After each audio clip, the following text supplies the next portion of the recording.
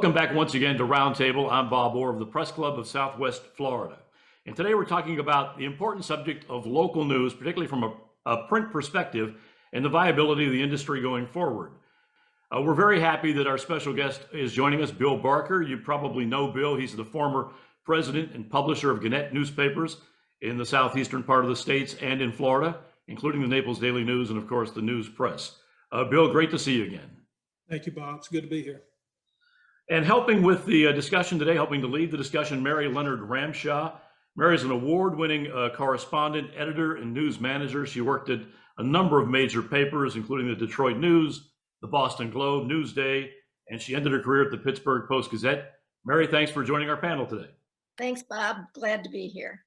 We welcome back our old friend, also Jay Newman. You know Jay, a longtime CBS executive. He managed stations and news operations across the country in major markets. Chicago, Philadelphia, Miami, Detroit, Baltimore, the list goes on and on. Jay, thanks for joining us once more. Glad to be here, Bob. Thank you. And also Tom Marquardt. He's a returning panelist, a veteran newspaperman himself. He spent 35 years at the Gazette paper in Annapolis, Maryland, and he retired a few years ago as that paper's publisher. Tom, thanks for setting up this panel, and why don't you get us started? Thanks, Bob. So, Bill, I think the best thing we can do to start this conversation out is sort of set the stage on what you've seen. I mean, you were leading a group of small newspapers in Southwest Florida, but what you were seeing in the last 5 years and basically where the newspaper industry stands when you left. Yeah, thank you, Tom. Let's go back a little bit further than 5 years, because I think it really sets the tone for where we are today. I was fortunate enough when I was in Tampa, before coming to Naples in 2013, to be part of an organization there that had one of 3 licenses to operate both television and newspapers in a major metropolitan market. And we did that under Florida Communications Group, was the umbrella brand that we used in Tampa for WFLA News Channel 8, Tampa Tribune, TBO.com. Well, you'll recall that really, at that time, the buzz was convergence, right? Everybody was thinking that the cross ownership rules would be lightened and allow for more joint ownership of both newspapers and broadcasters due to the advent of the penetration of digital media. So many more voices, so much more competition. Well, that never really materialized. So you'll recall that it became very popular in the early 2000s, really the mid 2000s, to start when the recession started putting added pressure on the profitability of particularly legacy newspapers. And that put then pressure on the earnings of the holding companies that own both newspapers and broadcasting. As a result of that, it became very popular to start spinning out the broadcast assets from the newspaper assets or publishing assets. And as a result of that, pure play newspapers really became the mode going forward. They were not co-owned. Scripps did the same thing. And I was fortunate to be part of both the media general spin that created Berkshire Hathaway, that Warren Buffett participated in and owned before selling to Lee Enterprises. Also, I was fortunate enough to do that then with Scripps when we spun that out with Journal Communications Group and created a company called Journal JMG, Journal Media Group, and then E.W. Scripps kept all the broadcast and radio assets. To me, that was the beginning of where we are today. That really started driving the need, without the broadcast component, to really demonstrate that we could operate at scale, could grow larger audiences that would not be dependent on the medium, say print, as much as it was penetrating the market with quality journalism and a quality experience. And therefore, that was the shift where we started seeing private equity money coming more involved. You started seeing operations really going more to an enterprise structure where they became more verticalized, less local autonomy, and more network kind of effect, if you will, to give more scale to those audiences and then be able to aggregate those audiences and sell those. So if you think about the Gannett model, at the time and still today under the new Gannett, it is that local to national regional, national to local. And what that's done in a lot of ways is created a conflict within itself, right? So you're seeing a lot better watchdog journalism. In some ways, you're seeing a lot better and a lot larger investment in enterprise watchdog work. But it comes at a price sometimes when you don't have the ability to do both at the hyper-local level. And so I believe what we're seeing is that trade-off at times where we may have better enterprise work, but we don't have maybe as much of what, the local audiences would prefer to see around, council meeting news, that kind of really local government activity. So if you're a reader in Naples or Fort Myers, I mean, you're looking at these changes occurring. What do you think the impact has been from an editorial perspective to those readers, given all this sort of business model that is changing? Yeah. As the publisher and being here for a long time, I would tell you it's been difficult in the last year or so, particularly with COVID. We can't discount how complicated it becomes when you can't gather, right? So you got everybody, Zoom and your own mute is now part of our vocabulary, right? That too has had an impact on the productivity in some ways of being able to have that collaborative newsroom spirit that you all are so used to, how it feeds off of each other. You think about sources, you hear about stories. It really compels you to think deeper about topics. I think that's had an impact over time. At first, I thought, man, this is awesome. We're highly productive. We're getting a lot done. But I think today, if I look at it, I think it becomes somewhat of a struggle when you're not meeting with your sources face to face. There's not that same level of outreach and maybe even trust to a degree.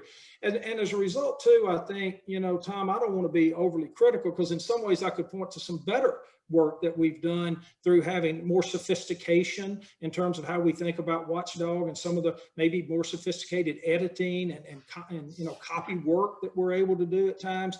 But on the other hand, there's no doubt in terms of story count, things like that, there's not as many local stories in either of the products today as there were. Are you positive about the direction that the newspapers are going now? Well, those that know me at all, I'm a overly positive person sometimes. If I have a flaw, it's I'm overly optimistic. I always think everything's going to be great in this business because I think it's so important to our democracy, and I believe citizens are hungry for trustworthy and relevant information. And so I believe as long as we get that part figured out, that we'll always have a path forward. I do believe, though, that you're going to see a combination of things. And I got to tell you, Tom, too, I'm a big believer in the free market. I think the free market takes care of a lot of things. I do believe there's some gaps in local in some cases, but I've not given up that someone won't fill that gap. And they will fill it, particularly if there's value there, right? If the consumer that says, I want this, is willing to really engage in that content, spend time with that content, is willing to pay for that content, then I think there's a great opportunity for others. If people are kind of giving it lip service as an admirational thing, I would love to have that. I wish I had that, those types of things. But at the end of the day, they're not really willing to invest time in consuming it on scale and on regularity. They're not more likely willing to pay for it. And that becomes very difficult. Mary, I'll pass it to you.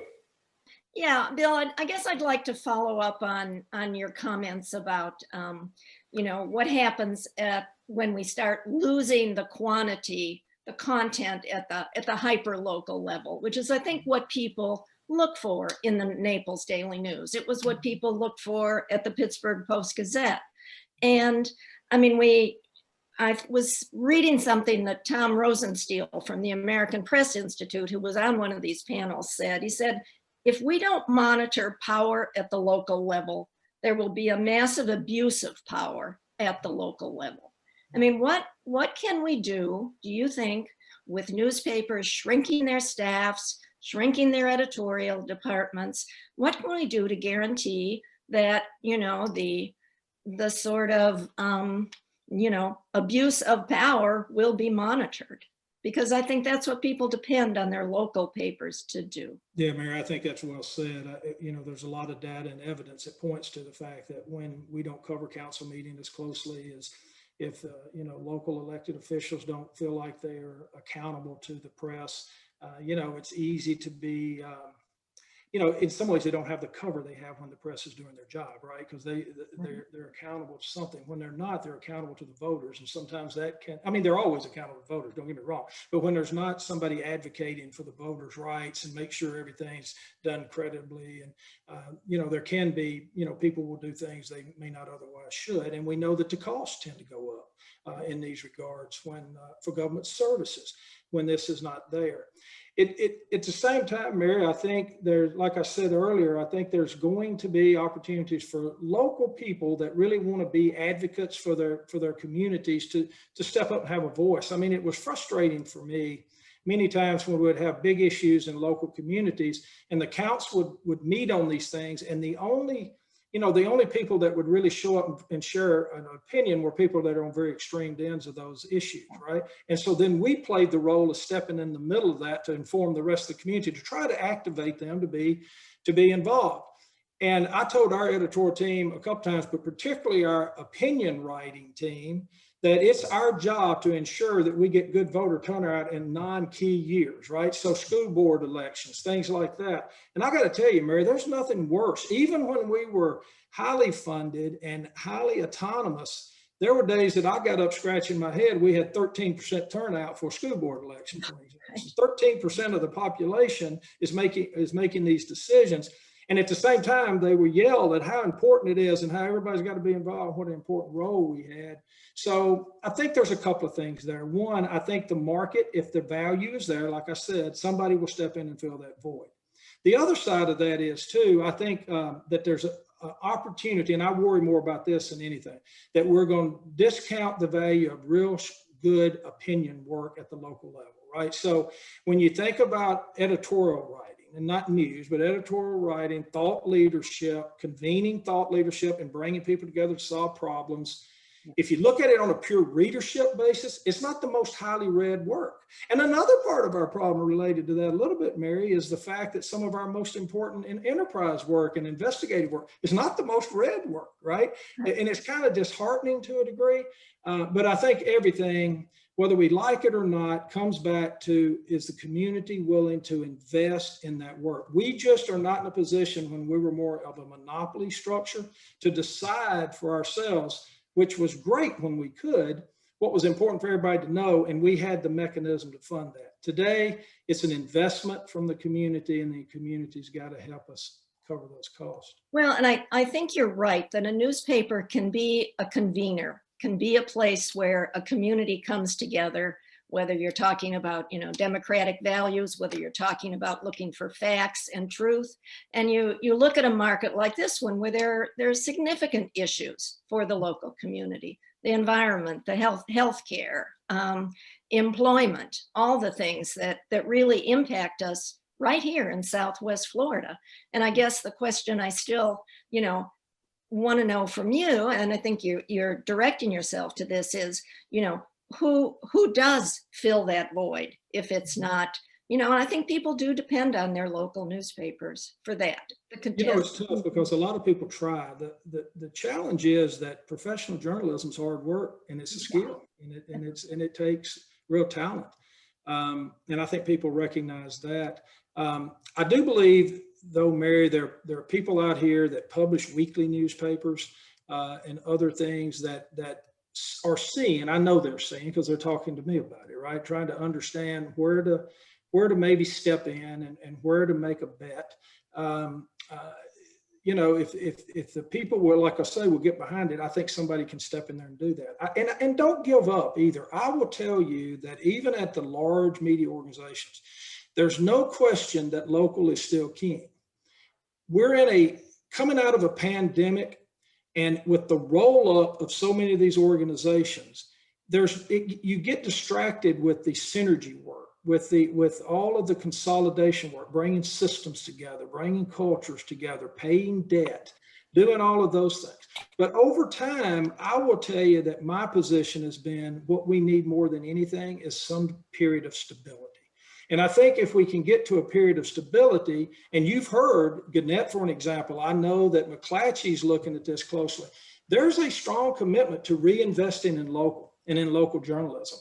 Everybody knows in the business, that at the end of the day, our franchise is trustworthy local news.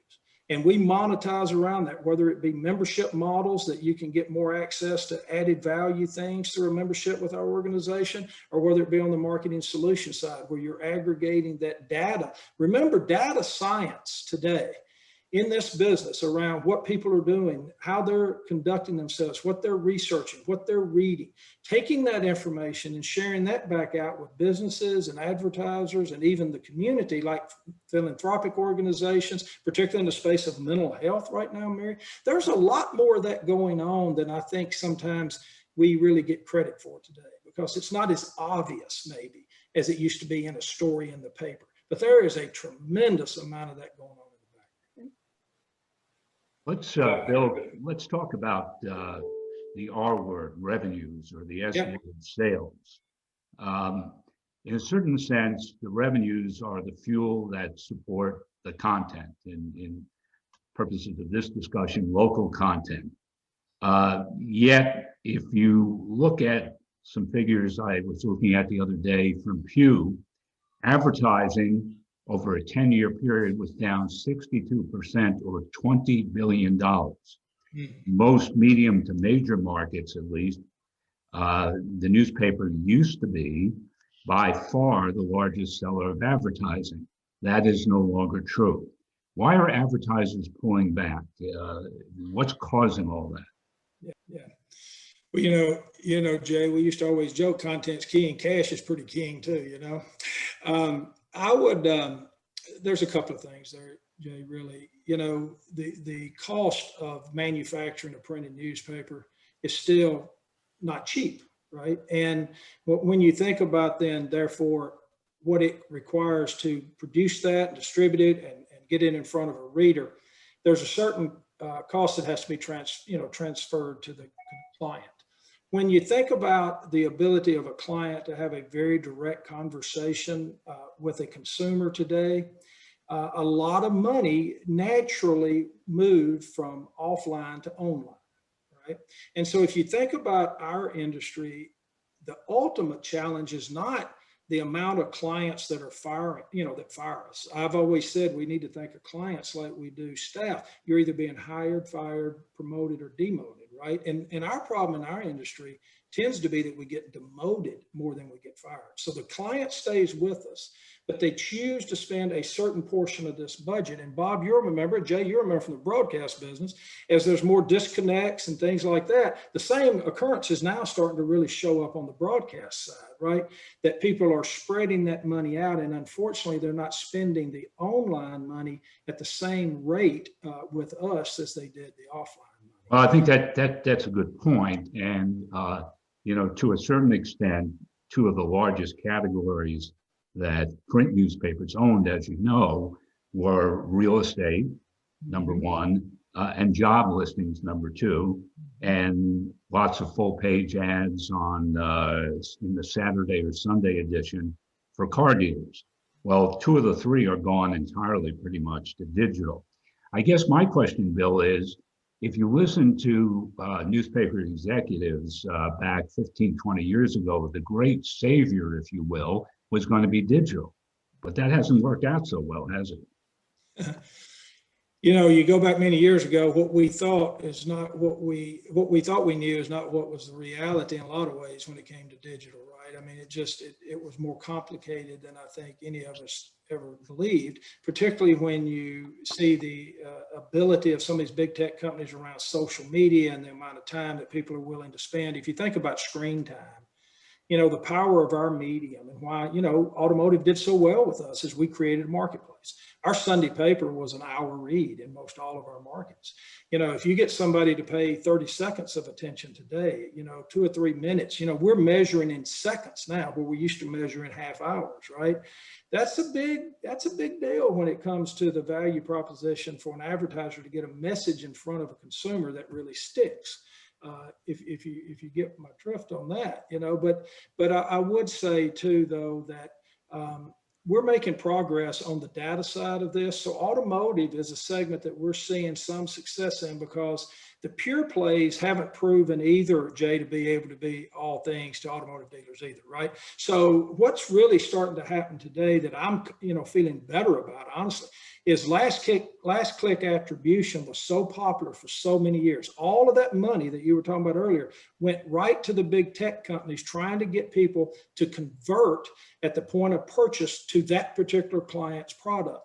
Now that is such a busy space and the algorithms are being changed so frequently, you're starting to see more investment back in mid-funnel informing around your why statement. What do you bring to the table other than just the product? Like, what do you do in the community? And Mary, this goes back to your question. I think there's business opportunities to solve some of this, right? So, you start seeing businesses advocating around mental health issues or education issues or scholarship issues.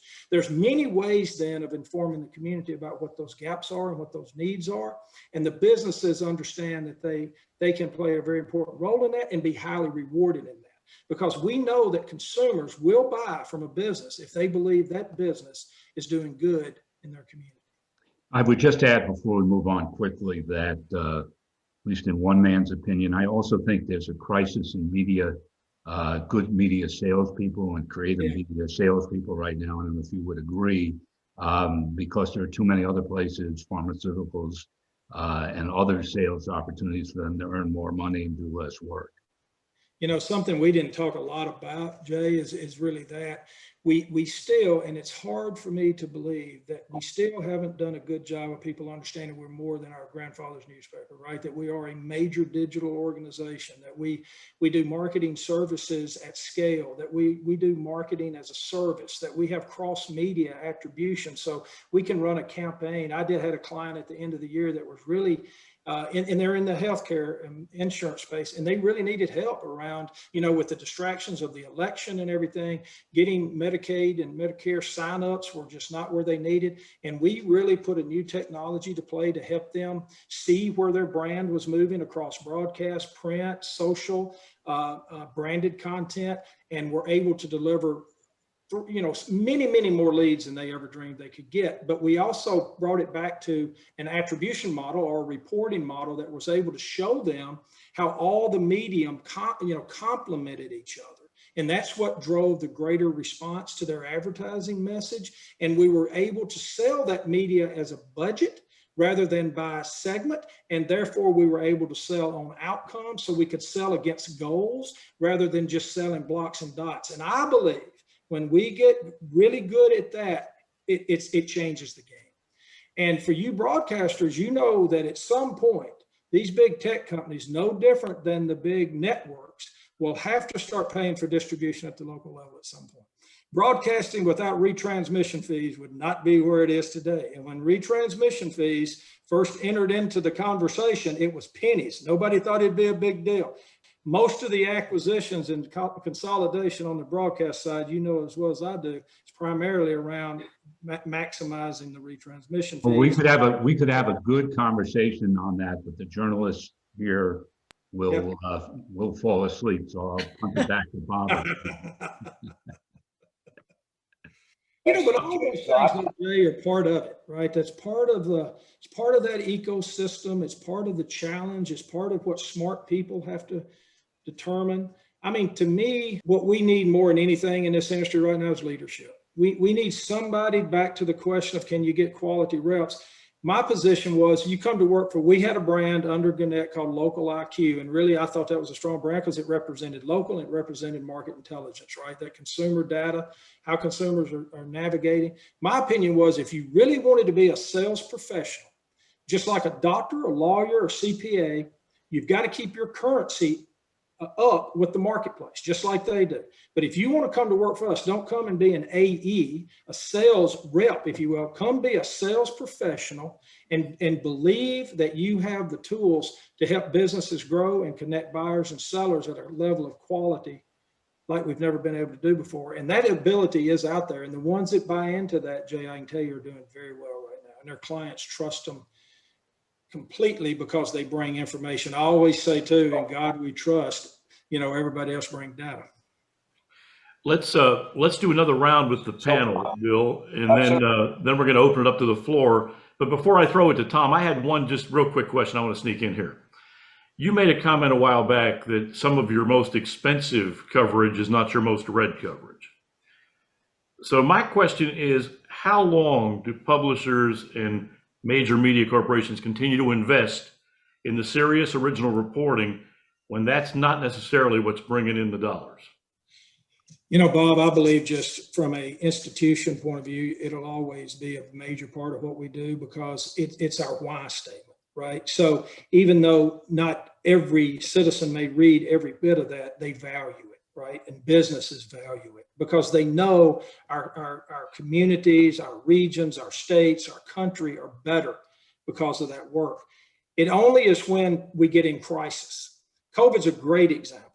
When we got into this crisis, people turned back to us in groves because they knew they needed to go somewhere and get information that they could believe was right and accurate because their families were dependent on that information. Their ability to navigate a marketplace without being paralyzed by fear was vital in that period of time. If you spoke to anybody here, David Lawrence Center, you know, Scott Burgess, a good friend of mine, I'm meeting with him on some of these topics tomorrow.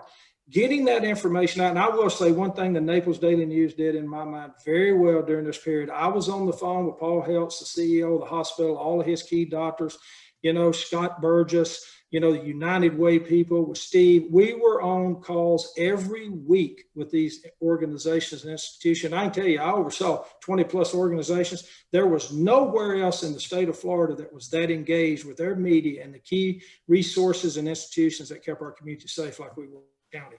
And back to your point, Mary, I will say there's a lot of what you ask is very Naples centric, just to be honest, or maybe Southwest Florida centric. You go outside of some of these regions where we have the highest number of retired CEOs, college presidents, all this wealth-based, high education, real committed community people. That level of interest, you know, you just don't see the outcry in some of these other markets for that news desert like you do in some of these markets. And I think that's why I don't think this particular region has to worry tremendously because either the organization I work for is going to fill that gap over time because they know how important it is once we get some stability outside of this pandemic, or somebody's going to step in there and do it. Okay, Tom, why don't you take us around the table one more time and then we'll get some questions from the floor. Bill, you know, there's been a lot of alternatives when grants coming out of different newspapers to provide editorial support. So is there an alternative? What are the alternatives out there and are they viable? You know, Tom, I'd like to hope so. I mean, there are a lot of people that love the concept of high quality journalism and watchdog and giving voice, understand the importance of a free press within, you know, the First Amendment of a Constitution that stands up against time and a lot of opportunity to be challenged and it just stands strong. And understands the important role of that component, the free press, against what we do as a democracy. So, you know, I think that there's opportunities for nonprofits to pop up and investors to invest in that. The challenge just innately that I wonder about, and we've seen it play out to a degree, when people start investing in something, they feel like they have some ownership in something. It really takes a strong personality to stay out of it, if you know what I mean, to not want to think that you then have some rights to what they do and how they cover and what they say. And so what I am seeing that I want to keep an eye on is you're seeing some money flow into some things, but there's clearly an intent from that investment to bring, you know, shine a light on certain aspects of a conversation or the marketplace. That's different than what, you know, our institutions were built for. And it was a nice day when we made so much money, we didn't have to worry about that, right? Absolutely right. Mary, do you have another question? I do, and this is going back to some of the points you made about social media. I mean, we know that an awful lot of the content that you see on Facebook, on Twitter, and all over Google is the content that local newspapers have produced or major newspapers have produced. And that content has been free to them. And they've monetized that content in ways that we maybe foolishly didn't monetize it when we let them have it for free. What can we do about that? Is that, you know, a horse out of the barn? And, you know, I don't think I don't think so, Mary. Matter of fact, I think that horse is going to get pushed back in the barn. You know, when the internet, a lot of the laws, and you guys are up on these topics. I mean, there's a lot of, you know, review now of the laws that govern that space in terms of responsibility, accountability, and liability. You know, there's other laws that are being considered that go back to when I mentioned retransmission fees on the broadcast side. The same thing, you know, that these big tech companies pay us a certain portion for what they distribute of our content. I mean, one of the key elements of just an economy and the free market is you get paid for value, right? You get paid for your creative work and your ideation and all the things you bring to the table. We have not been able to get that accomplished today because our ownership was so fragmented. So, you know, if you're negotiating with someone that has no limits on income, and they can, you know, hire all the people they need to get that influence where it needs to be to maintain their best interest against a declining industry that has multiple owners. You know, I'm an open government kind of guy, but at some point somebody's got to step in there, and I think that is the purpose of why, you know, governments exist, to make sure we have a fair playing field, right? And I believe that there's going to be a day in the near future. When I say near, you know, near is defined differently. It's a second some days now, but in the next few years, you know, some of that's going to be addressed. I think it has to be. And I think now through this election particularly, and as the times are here today and what we're realizing, I think even some of the tech companies, in my opinion, are starting to realize that's not necessarily not in their best interest as well. People are going to start turning away from some of that if they don't feel that it's getting disseminated openly and fairly. When your distributor, I mean, think about that from our point of view. When a distributor starts making decisions over what you can and cannot see and how you see it, when you see it, that's a different business. I just want to ask you one more question, and that is, does anything good come to newspapers when they're owned by hedge funds?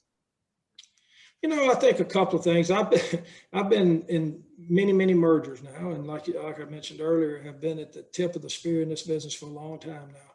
You know, hedge funds do something a lot of other people won't necessarily do, is they make you think critically and they make you think in real time, right? They are very astute to understanding real quickly where you're creating value. When we were in a position that we didn't have to necessarily be as good as we maybe thought we were because we were getting it anyway, we could get a little lackadaisical in our approach to things and our speed to market and our investments in technology.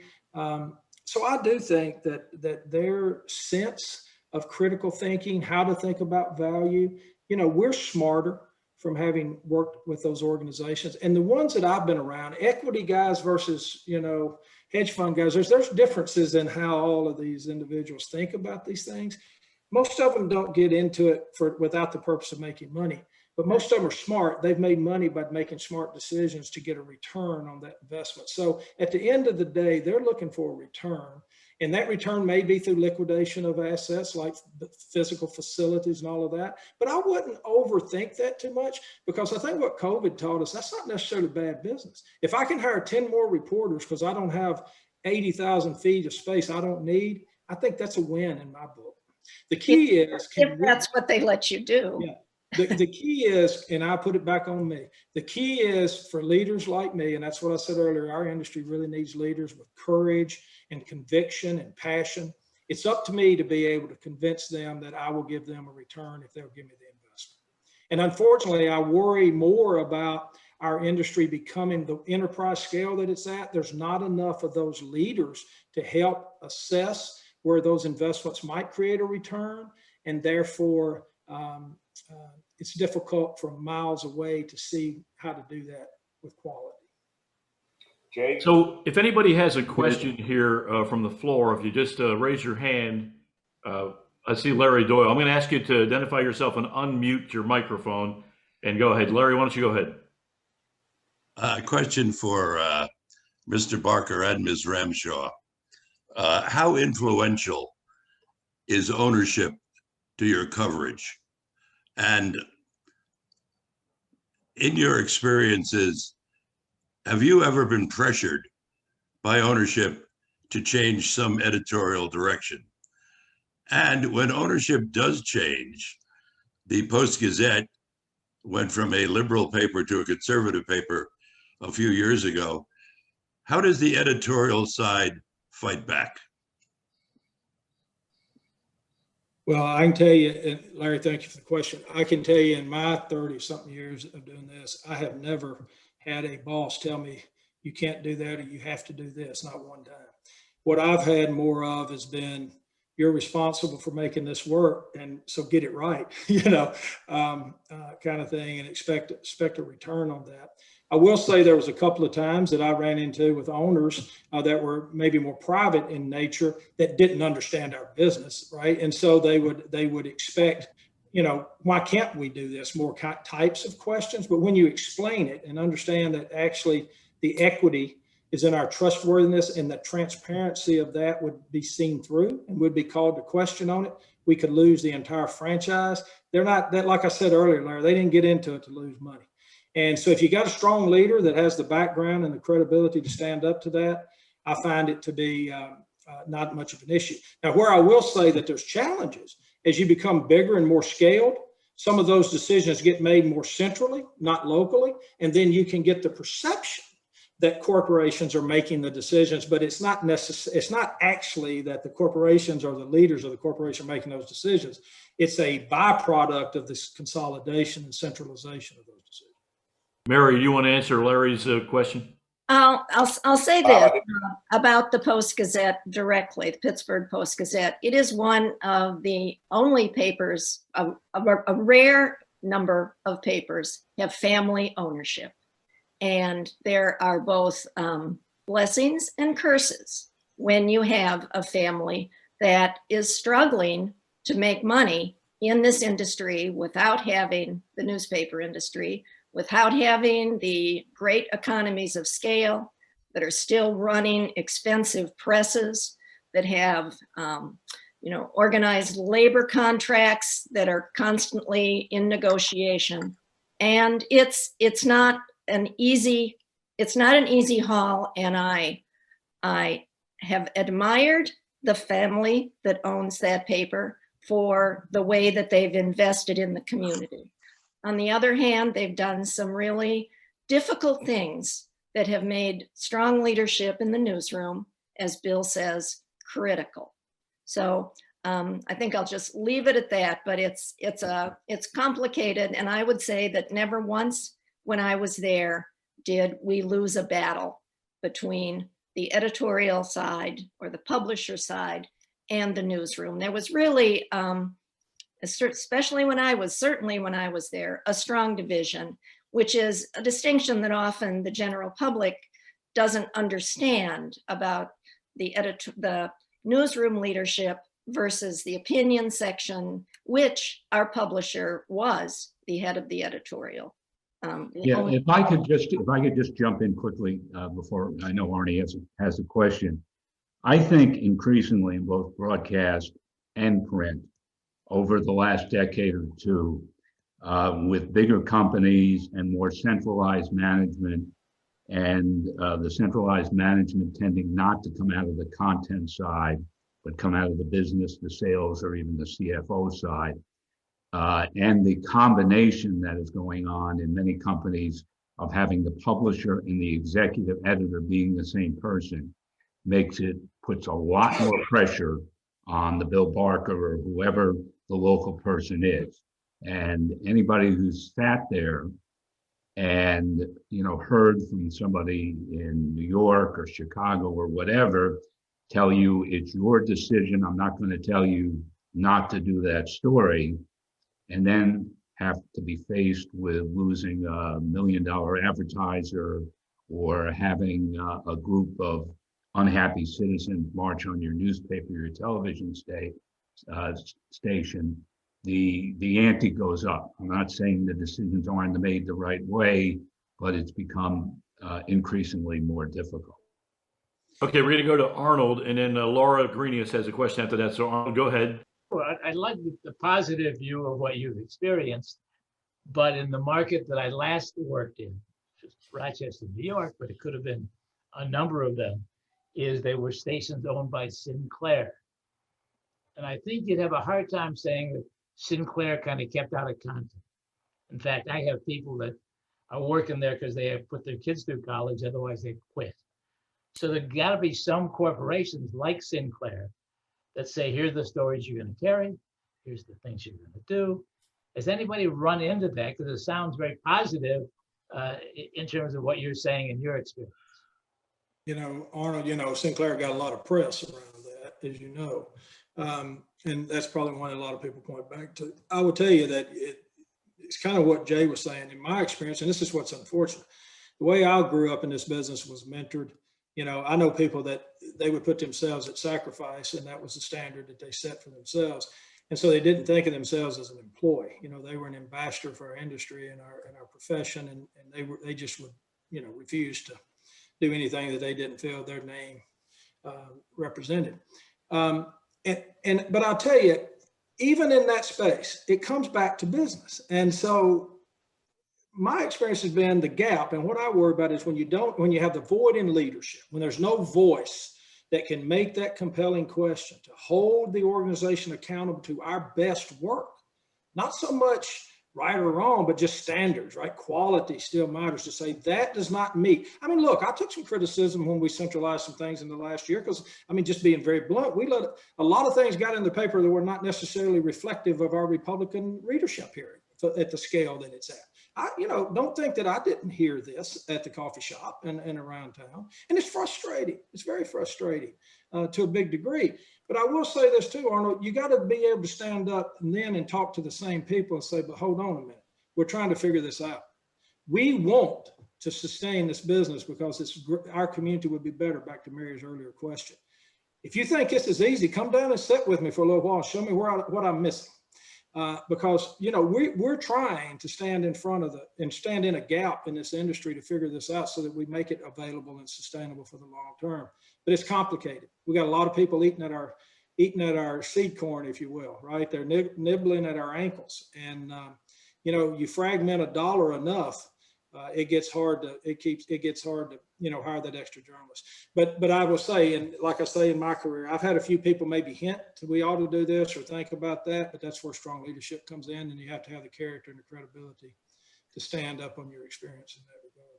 Yeah, just a quick follow-up, the good part, because I know Sinclair's an issue, but my mentor when I was with Viacom, wonderful guy who's passed away, said about our business, you do well by doing good. Yeah. I'll never forget that. When I was at the Tampa Tribune, and I first became a publisher, I came out of the operations side. I was a COO, right? So I walk into the newsroom and I sat down at the A1 table. We're ready to have our conversation. And I saw all these people give me this look like, now don't come in here trying to be a journalist all of a sudden, you know? And so, matter of fact, there was a couple probably wondered I shouldn't even be in there because I was the publisher. I represent the business side. He's coming in here to tell us what to do, to influence us. And my response was, listen, team, we're all in this together. You don't have the right to be arrogant either. We serve the community for the greater good. Just because somebody happens to advertise with us doesn't mean that we shouldn't shine a light on them if they do some incredibly good work in our community just because they're an advertiser, because we are afraid that somebody may think that we're being bought. We've got to stand in front of our work every day and do what's right for our community based on our judgment collectively. And my job is to get out in this community and tell your stories and be your representative so the community believes that we're here for them and that they are better off for us having been here. And I can tell you that newsroom, when they saw that passion in that person, equally committed to the trustworthiness, the quality of our work, and would bend over backwards to help them be successful, to help them get sources, but equally ask them hard questions when I read my own paper and said, where's the other source? Where did we miss this? There's implicit bias all over this. Did we have anyone work this copy? Did we have anyone edit this copy? I can tell you all boats rise when everybody's committed to quality and committed to the community. And I think that's really the ultimate challenge that's missing. When I got out in the community and started telling the community, you can believe because we're here and we're going to stand in the gap for you. We're going to represent you as Tampa, and nobody's going to take advantage of our community. We're going to shine a light on the great things we do, but if somebody brings harm, we're going to shine a light on them that will blind them. The community came back to us and the community started supporting us, and the community was willing to pay more, and advertisers came back because they knew that we were committed to that community. That you cannot understate. Laura, go ahead. Hey, Bill. You've talked about how important leadership is, and that is just the strong theme here, but you left. Yeah. Why did you leave? How are we going to do now, and where are you going to? Well, Laura, I got a lot of questions about that from our own organization, from some of your colleagues and others. For me, it was a couple of things, and everybody knows it. I was back to some of those spins and everything we did. I was fortunate enough to have the kind of, pathway that you would want to do if you want to transition some. In reality, for me, honestly, just being very candid, when you get to what I'm good at, what I'm passionate about, and what I've represented for many, many years is not exactly what is needed by the organization right now at the scale we're at, the state we're in, and how we're structured, right? So it was a great opportunity for me to make room for that, because, just be honest, I'm an investment and a pretty good one. And so, if you can put more reporters on the street, if you have my income to do that, sellers, maybe there's a return on it. I think the ultimate other side of that, though, is Laura and everybody's questioning and asking is what's the value of leadership, right? What is the value of influence? I think, and I've, you know me well enough to know that I still might as well work there, because hell, if anything, I'm out still pushing forward as much as I was any other day. But the reality of it is, your influence and your credibility are big, and it takes a long time to build it. And so what I'm hoping to do now is to do that in more of a consultative basis. I set up my own firm, Barker Strategic Solutions, with the intent that be able to help more organizations, large and small, to understand maybe how to solve some of these problems around the questions that are being asked tonight, because now I can be that unbiased observer that I've always said is our role, and be very honest and transparent about what I see as the opportunities and where we're weak. And I hope that will be valued by people in our business. So let me follow up. If we don't, since they're not paying your salary now, are we going to get that back in reporters? I hope so. I hope so. That is kind of the idea. I mean, that was always the idea. If you don't pay these big department heads or presidents and put it back on the street. So I hope so. The challenge, once you guys have done really good, and I'm proud of my colleagues there. There's some positive things that have happened recently with the reorganization, some of that debt and everything. And all of those things, Laura, I will tell you, give you a direct runway to invest in more reporting horsepower for sure. Okay, quickly, let's go to Neville Williams, and right after Neville, we'll go to Ira Sure, and we're probably getting close to the witching hour. Go ahead, Neville. Yeah, Bill, that's very impressive commentary you've made and presentation. And I was going to ask what Laura asked, but you kind of answered that. You're still involved locally. But I was something that I was going to just thought about. Every day for 3 months, the Naples Daily News has printed their cinema clock. They've said that the silver spot is not showing films. It can't be fixed, because it's a third party that does it, and no one's taking responsibility for this. Now, the silver spot is open, first theater reopened. Been open showing movies every day for 3.5 months. Every day, every single day, it says in the Naples Daily News, not showing films, no films today. It also says that for Regal. Regal's closed. They announced nationwide they're closed. And this can't be fixed. That's pretty interesting. And so I talked to some of the theater managers, and they said, oh, we don't care. We don't care that it says our business is closed, that we're not open. We don't care, because nobody reads the newspapers. And none of the managers are over 35, and they've never seen a newspaper in their entire life. So Bill, and they hate newspapers. I think they're stupid. And Bill, what are you going to do about that in terms of local journalism if democracy is to survive? If people under 35 don't give a damn about local journalism or newspapers or anything, I mean, what's the solution there? I mean, it's not, the whole market can't be like Naples. It's people over 60 reading the paper every day. That's a great question, Neville. And here's what I'll tell you. Don't discount the next generation. Here's what we got to do. We've got to educate them that they are reading journalism, that they are aware of that. They just don't read it the way their dad did. The problem is, and it goes back to the mathematical equation and the model, they're not giving us credit for it. But I promise you that many, many of those 35-year-olds are reading content produced out of the Naples Daily News and the Fort Myers News Press. For free. And they just don't give us credit because they don't recognize it as journalism or that it's our local content. They're reading it through other mediums. And that is the best example of why we have to have some shared value in that equation, because they need to know that, and it's enriching their lives. I've got a 25-year-old son, very talented, incredibly smart. knows more about headlines than I've ever seen. My challenge to him is, I asked the first question, he goes, I don't know, I read the headline.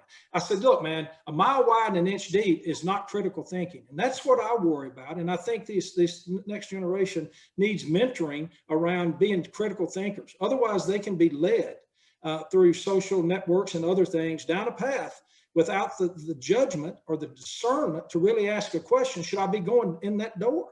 And I think that's a big important role that our generation needs to play with that generation.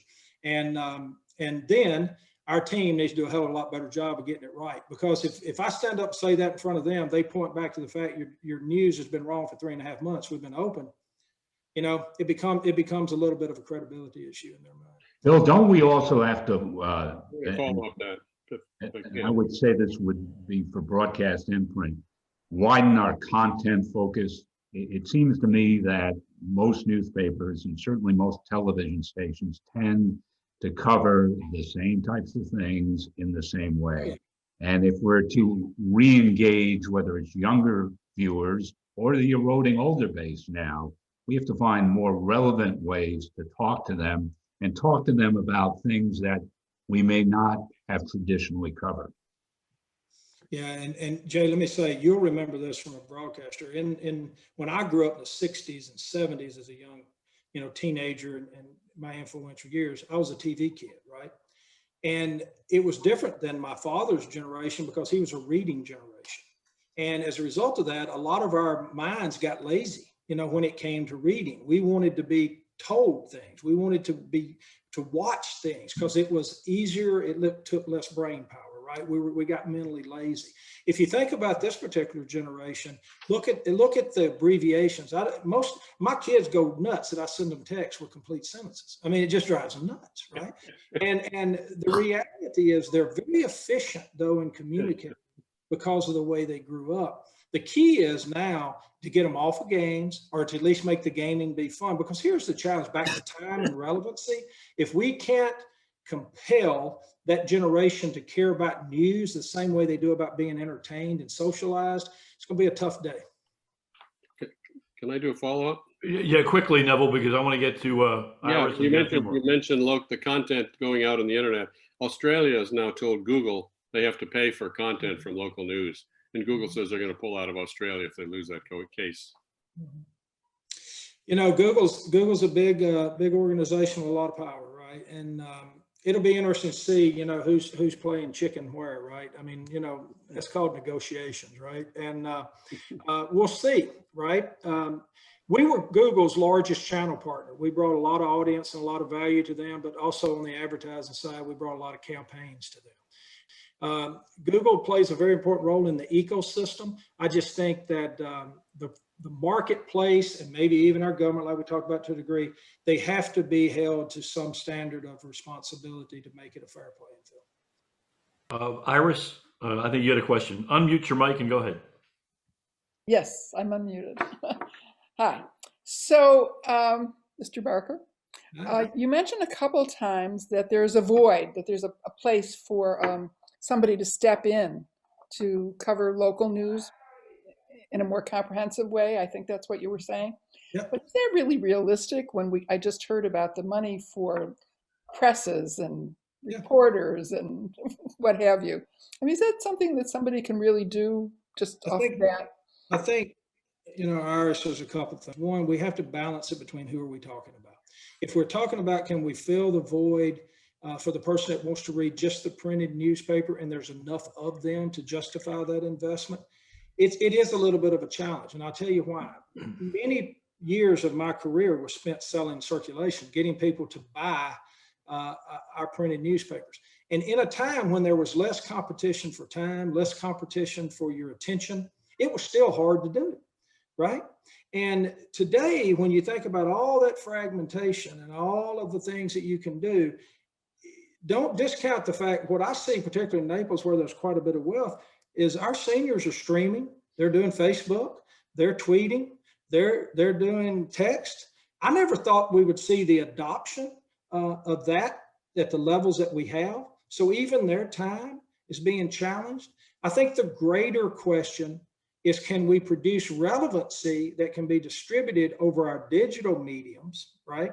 That can attract people from 20 to 70.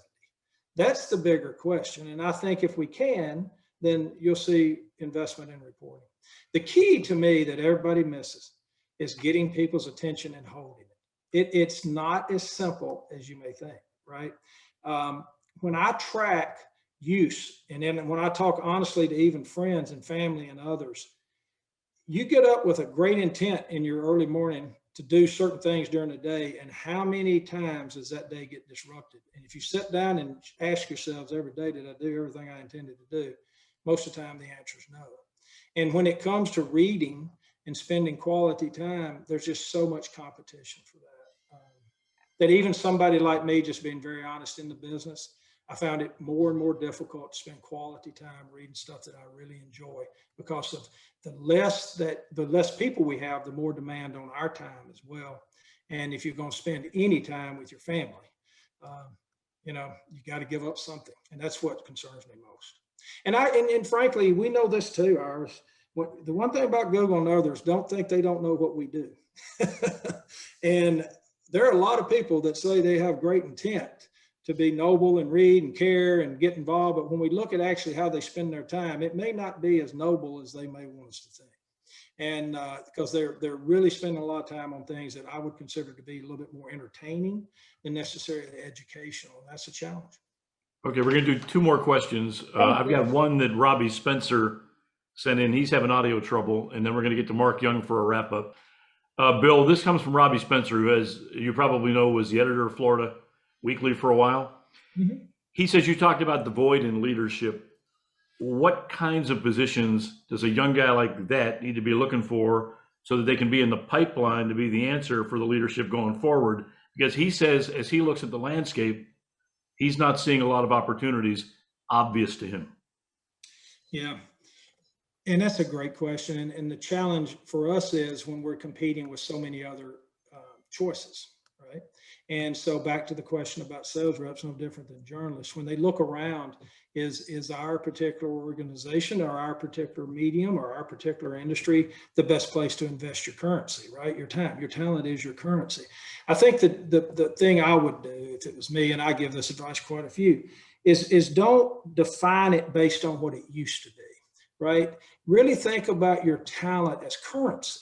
And are you really up to speed on the technology, on the use of that technology, on the tools and the engagement power that so many of these tools bring you as an individual? So when you join one of these organizations, you bring a tremendous amount of value, because you're not just a writer.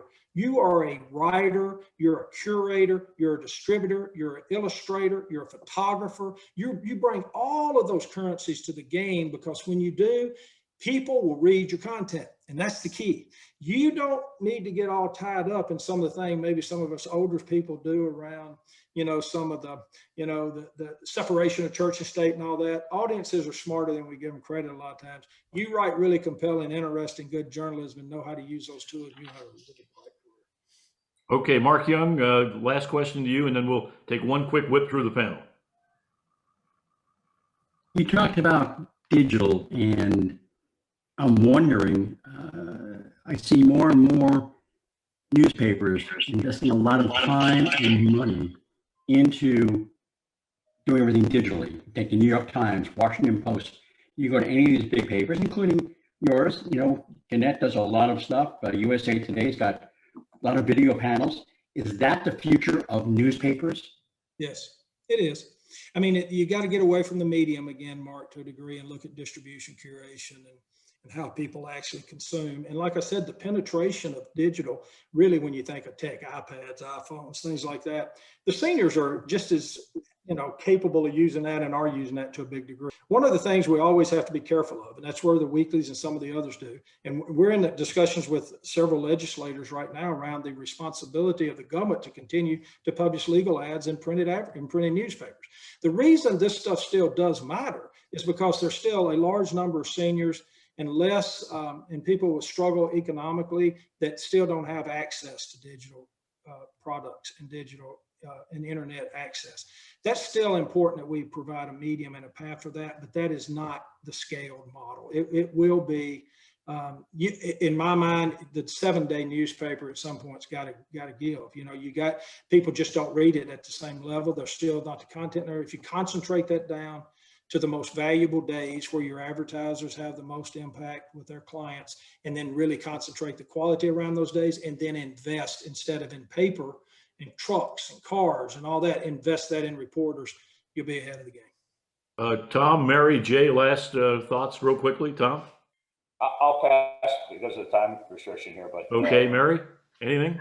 Yeah, I'd just say that I think that I hope and I feel like your optimism should be contagious to us, because, you know, journalists have just been through a very rough period of covering national issues and demonized by a lot of the population.